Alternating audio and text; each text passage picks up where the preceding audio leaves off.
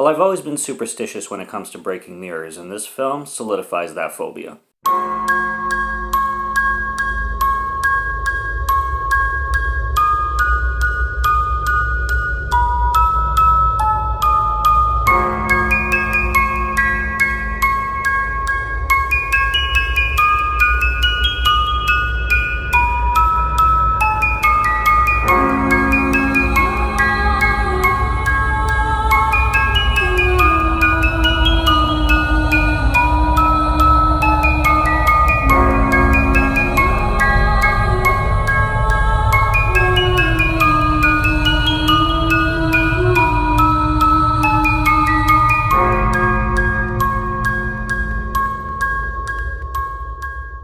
What's going on, guys? Welcome to 31 Days of Horror. I am Morgan Film Fan. Let's jump into some scares. The Boogeyman was released in 1980, and this is funny. It basically starts off seemingly a slasher film, but then it totally jumps into more of like a haunting film and something supernatural going on for like 20 minutes in for the remainder. Now, I didn't know much about this film going in. There's so many Boogeyman films out. There's even one from 1982, and then there's the modern kind of one that was released, I think, in 2005, which is horrible. It's one of the worst horror films I've ever seen, which also spawned two sequels, which I hear the sequels are better, funny enough.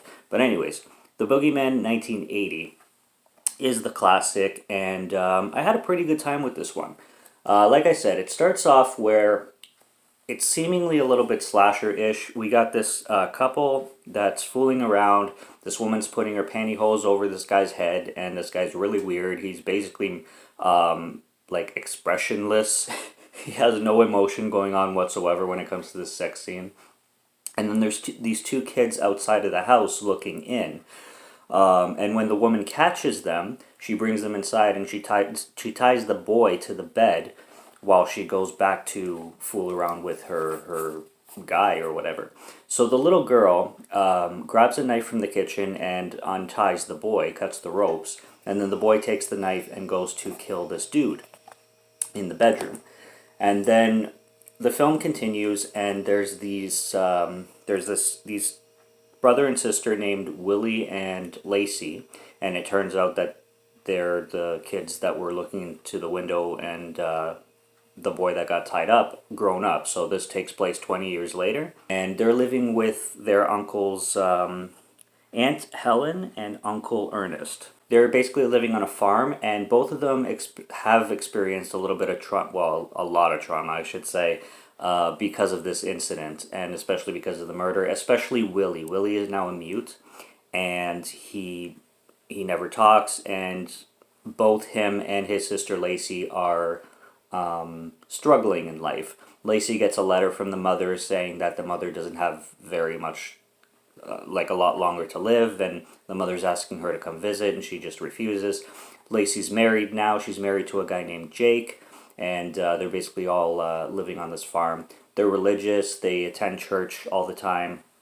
There's a character named Father Riley, who basically, you know, he's a family friend. He visits all the time.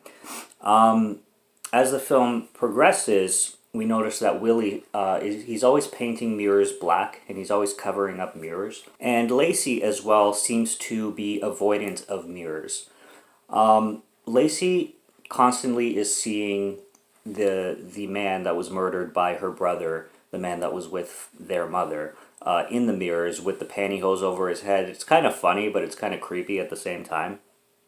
And at one point, when her and Jake are visiting this house that they want to buy, she ends up seeing it in the mirror, and she ends up breaking the mirror.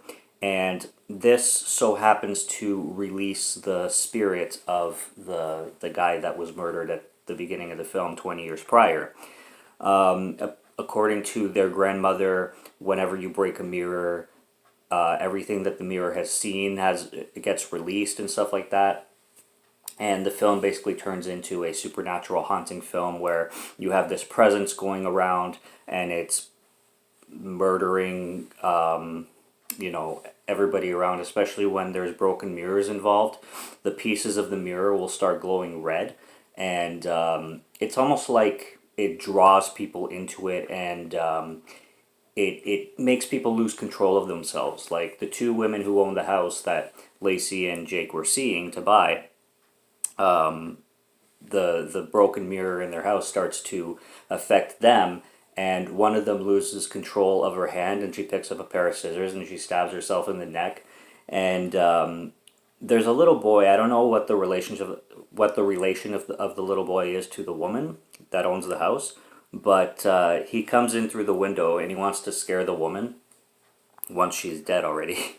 And he comes in, he looks through the window, and he's like, "The Boogeyman!" And then the window shuts on his neck and just like basically crushes his neck. There's a scene where Lacey and Jake's son Kevin, Lacey takes Kevin to the beach, and before they leave, he walks over a piece of glass with his foot, and then the piece of glass sticks to his foot. There's a lot of like situations where the pieces of glass kind of have a life of their own and a mind of their own kind of thing. So the glass sticks to his foot, not cutting it or anything, but just kind of sticking itself to his foot. And then he goes to the beach, and then there's these four people hanging out at the beach, and the reflection on the glass starts to mess with these people on the beach, and the spirit of the glass starts to mess with the people on the beach. And there's this one hilarious scene where there's this guy in the car, and then he gets a spike through the back of his neck and through his mouth, and his girlfriend, or whoever he was seeing, comes to the car to check on him, and she doesn't notice that there's something sticking out of his mouth because he's facing the other way. And she calls his name, and he turns his head, and then some force like drags her head into his, and they kind of like lock lips, and then the spike kind of skewers their heads together. I it was gross, but it was so funny. Just at the same time, I could not help but laugh at that scene. It was hilarious. So yeah, basically you have this murderous spirit of this boyfriend that the mother was hooking up with years before, terrorizing this brother and sister, and throughout the film they basically have to find a way to hide the mirrors or destroy the mirrors, and put mirrors back together, because anytime there's a broken mirror around, this ghost of this dude will start to mess everybody up. So it was a fun film.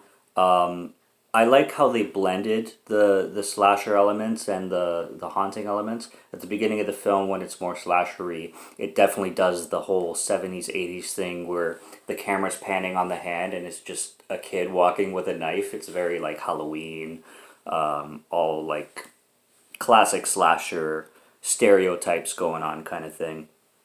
And then with the haunting stuff, the glows and the CGIs are obviously dated, and the effects are dated for sure, but it doesn't take away from the fun of the film and the entertainment factor of the film.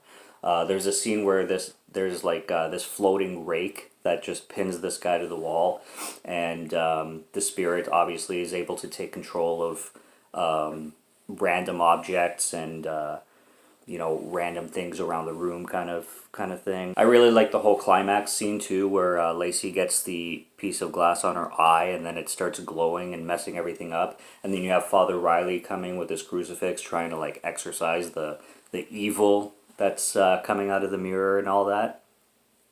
It's a lot of fun, but nothing beats the beach scene in my opinion, with those four kids, that especially the couple that gets skewered by the mouth. That was funny. And yeah, it was an entertaining film.